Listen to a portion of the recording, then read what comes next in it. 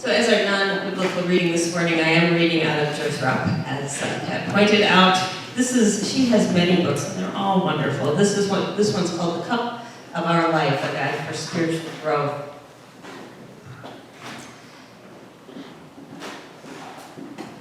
She says, I wait and wait for something to happen, and then I don't even recognize it when it does happen.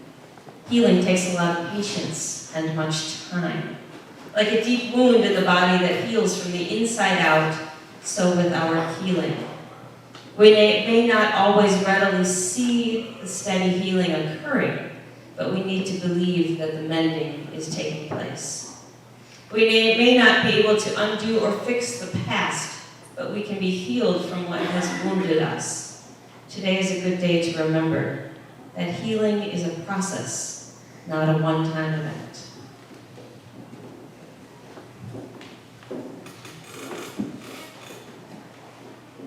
Some people brought an individual who was deaf and had a speech impediment and begged Jesus to lay hands on that person.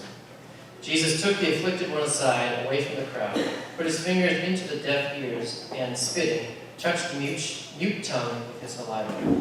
Then Jesus looked up to heaven and with a deep sigh said, "Be opened." At once the deaf ears were opened and the impediment cured. The one who had been healed began to speak plainly. Then Jesus warned them not to tell anyone, but the more he ordered them not to, the more they proclaimed it.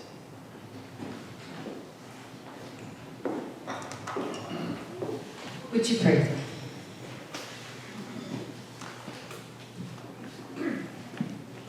Gracious and Holy One, let us remember our oneness in you as we gather this morning. The ways that we hold each other up, help each other to have compassion for ourselves and for others, for the grace that fills this place. May the words of my mouth and the meditations of each of our hearts be filled with your strength and your wisdom. Amen. So for a moment, I want you to pretend. I want you to pretend that you're back in 1st century Israel. Okay? Got an image of your mind, what life was like back then. Now I want you to pretend that you are the person in that story who was deaf and had speech impediment, which I sort of feel like I have this morning. What would your life be like in 1st century Israel if you were deaf and had a speech impediment? There's a really good chance you would be completely homeless with no family and friends. Like? Outcast. Outcast. Amanda? Lonely? Why are you outcast? Why is it so bad to be deaf and have a speech impediment? See, I'm telling you. Back then.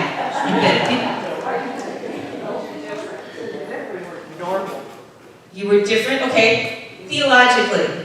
Because there was a demon that caused it. It could have been a demon that caused it. Could have been...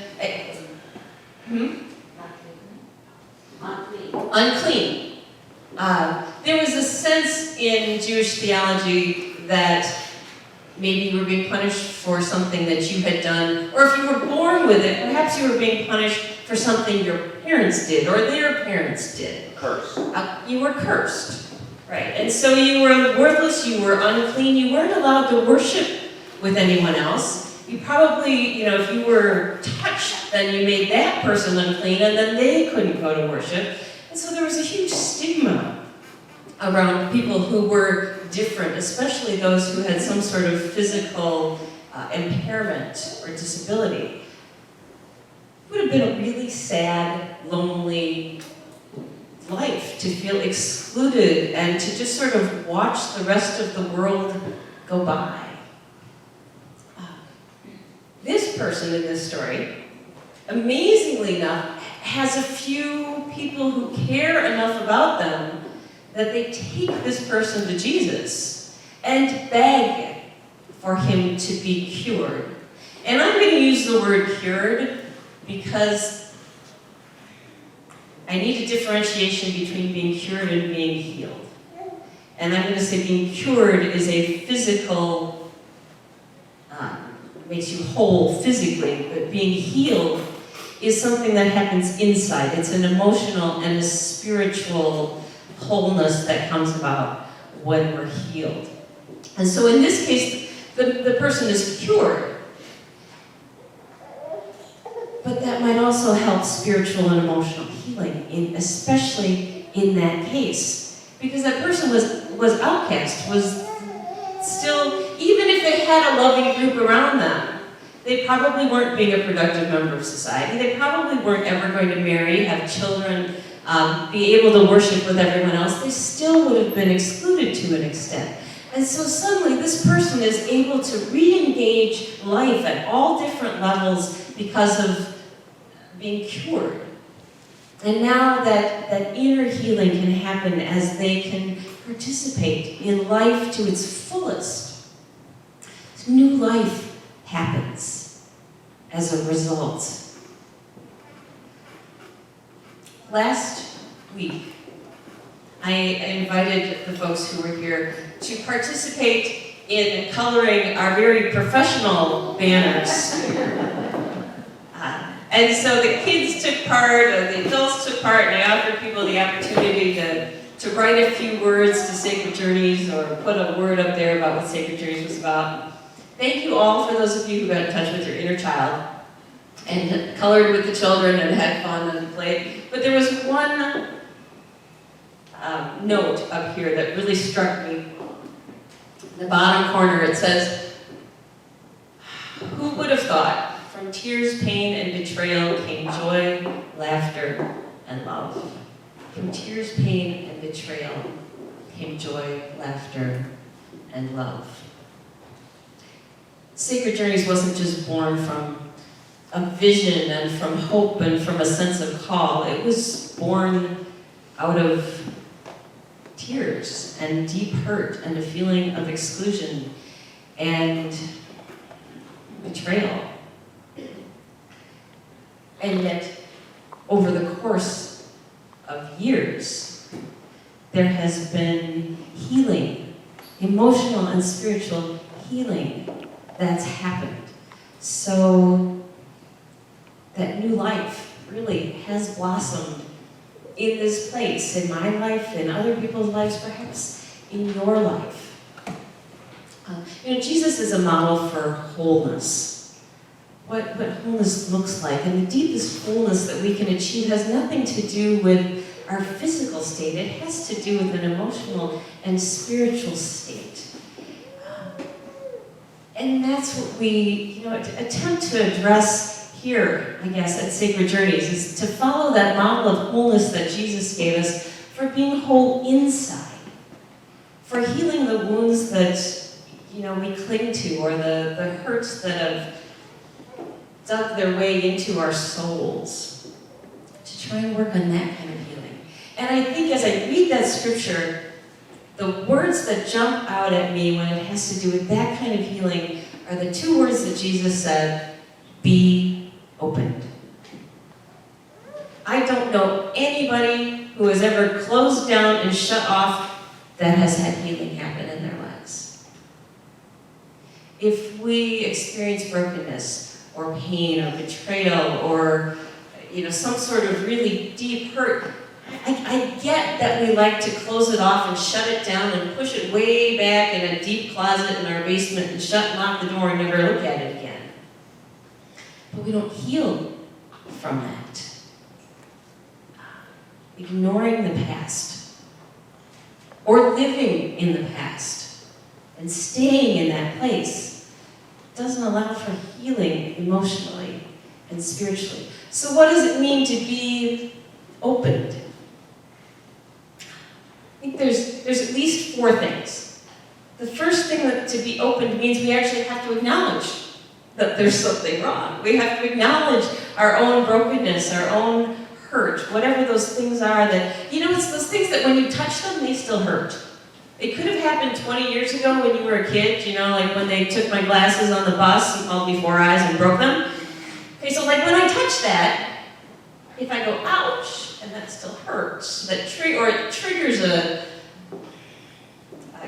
physical response in me, I know the healing isn't complete there. Does that make sense? And sometimes the stuff that happened to us when we're kids is the hardest stuff to touch. But to heal from it, we have to acknowledge that it's there and that it still hurts us. And we have to actually actively engage the process of helping it to heal and to get better. So the second thing is, in that process, we have to have compassion for ourselves. We have to be gentle with ourselves. You can't force healing. And we have to have compassion for those around us. We may not be the easiest people to deal with when we're trying to heal. And so compassion for ourselves and for others, compassion for others as they go through the process. A process we may not understand. The third thing is to let go of the things that keep us from healing, the resistances that we have toward healing, to let go of the anger and the fear and the grief. And lastly, it comes back to community. To be vulnerable enough with people that you can trust, to allow them to help hold you up in the process. Maybe my stick example didn't work that great, but you get the picture. We are stronger together than we are alone. And there is nothing wrong in asking for help. Even a listening ear, a shoulder to cry on. Nobody else has to fix it for us. Unfortunately, the fixing still has to be done by ourselves inside, but people can walk with us, walk the journey with us. And so to be able to trust again is part of that opening up. Joyce Rupp, in that little passage that I read, said, we can't perhaps fix the past. We can't edit the past, much to my chagrin. But we can heal from the wounds that we had in the past. But you can't expect it to be an instantaneous, poof, I'm done and it's over sort of thing. It's a process. And sometimes it's a really long process. Sometimes you think you're through the process and then something comes up and bites you when you weren't looking. Because you hit a different stage. My mom died when I was 17. You do pretty good for a really long time, and then you hit that point where you're going to have kids, and then it comes back and it hurts again. You never know when something's going to come back, but then you work on it some more. So, Rachel Racine, in her book, My Grandfather's Blessings, tells a story about a woman whose 15-year-old son drowned. And it took her 18 years to work through that healing process. But now she walks with cancer patients to help them deal with their grief and their loss, to help them connect to a place within themselves that is more coherent and more whole. She said, the woman said it's kind of like that one singular event, that one event of her son dying became part of the tapestry of her life. If she didn't take it and lock it in that closet down in the basement, she allowed it to become present with her, to be part of her experience. And she walked with it, and she worked with it, and she lived with it, and she experienced it, and she knew it so well that eventually she got to a place where she wasn't afraid of it anymore. She could touch it without it hurting so much anymore. She healed from it. And the people that she worked with could sense that. They could see how she had opened to her pain and grief and loss. They had an example of wholeness, just like Jesus was an example of wholeness. They had somebody to look at to say, if she made it through this, I can make it through this. It may take some time, but it's possible. Healing is possible.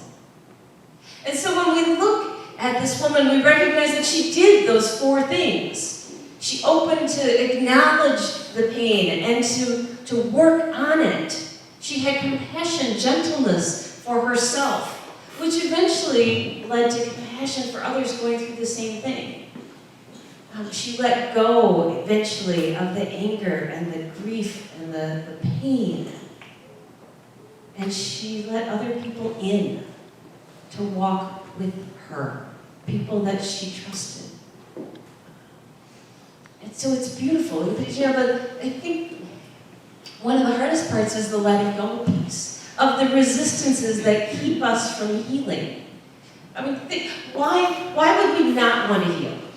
I don't know so much that it's a conscious thing. But what are the resistances we have? Whether it's a grief or whether it's a betrayal or whether it's an incident that happened, what keeps us from wanting to heal? Thoughts. It's too much work. It sure feels like it's easier to just stay angry or to stay sad or to whatever. Maybe you feel like you deserve it. Hopefully not if you were in this community, but others. Jerry? Some people like to stay angry. They get used to it. You get used to it. Yeah. Some people like to stay angry. Amanda? Fear of the recurrence, fear of, well, if I heal, it's just going to happen again and then I have to go through it again. Right, fear that it might just happen again. If I heal from this hurt and I open up, allow myself to be vulnerable again, maybe somebody will burn me again, maybe I'll just get hurt again, I'll experience sadness again. Sure, easier to lock away in that closet and then not engage in life the same way. You start to identify with that grief as part of who you are. Yes. The grief becomes part of who you are, it becomes part of your identity, or the anger, or the betrayal, whatever it is, that hurt becomes part of your identity. I've used this example before, like the woman who walked up to me in Panera and said, "Hi, my name's so-and-so, I'm an alcoholic." I don't need to know that when I've never met you before, but clearly this pain has become part of your identity. I think there's also a sense, especially I think when it comes to grieving the loss of someone, that if we stop grieving, it means we don't care anymore. It means that we don't love that person anymore. And I suppose you could take that to any situation. If I stop being angry, it means that I think that situation was okay. And those things aren't true. You know, for this woman who lost her 15-year-old son, it was that she allowed the pain to be transformed into part of her being, but in a positive way, in a way of light, in a way of love, in a way of being able to touch others, as opposed to carrying it around and identifying as a poor broken woman who lost her 15-year-old son. So thinking about those resistances and why we might stop ourselves from healing is part of that really long process toward healing. And then when we get to that point of healing, like she was, we become a beacon of hope for others to heal. And, you know, I'm not sure which happens first. You know, I made the title of this sermon, it was Healing and Hope, but I'm like, should it be hope and healing, or should it be healing and hope? Because which comes first, the chicken or the egg? It feels like the more you heal, the more hope you have. The more you can picture a brighter future and a better tomorrow. But I think there must be some little tiny spark inside of us that nudges us toward that path of healing to begin with. That little bit of hope that maybe we can't even feel or identify that nudges us. When we went on the ASP trip, our mission trip this summer, I did a little service at the the top of this beautiful cliff where we could see the natural bridge formation at Natural Bridge State Park. And a couple of folks, if you were here for our mission trip Sunday, you heard that my daughter and I had made these little bracelets out of washers and string. And we engraved a word on each of them, a different word on each of them, and invited people to take one blindly, not knowing what their word was going to be, and then to think about it for the week and see how that might fit for you. And the word that I got was hope. And I sat with that and I thought about that, and aside from the fact that I had a professor in seminary who said, when you don't know what to preach, preach hope. That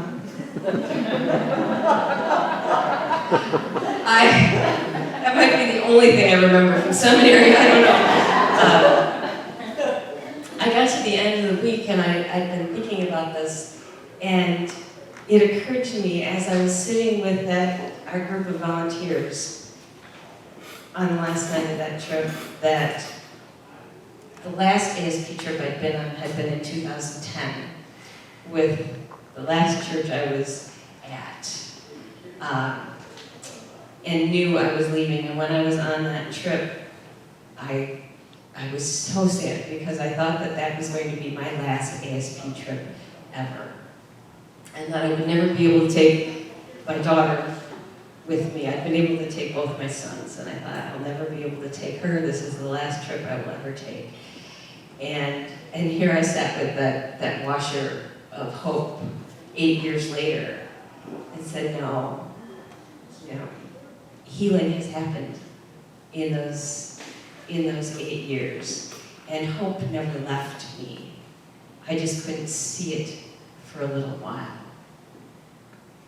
Anne Lamott says hope begins in the dark. Maybe it's that really tiny, small seed that starts to sprout in the dark.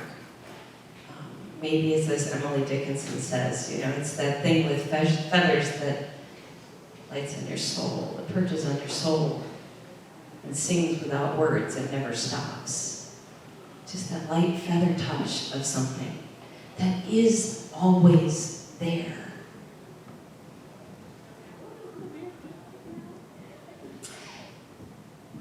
And so whatever crazy, twisted road we're on, whatever our burdens, whatever feels impossible to get through, whatever feels too heavy to let go of, whatever feels too painful to ever heal from, it's not.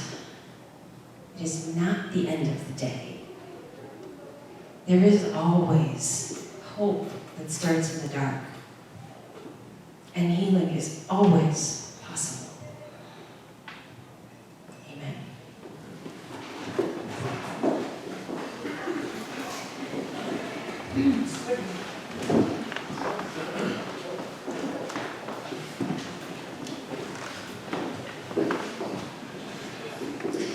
For me, the meal of communion is a healing meal. It's a meal where we come from our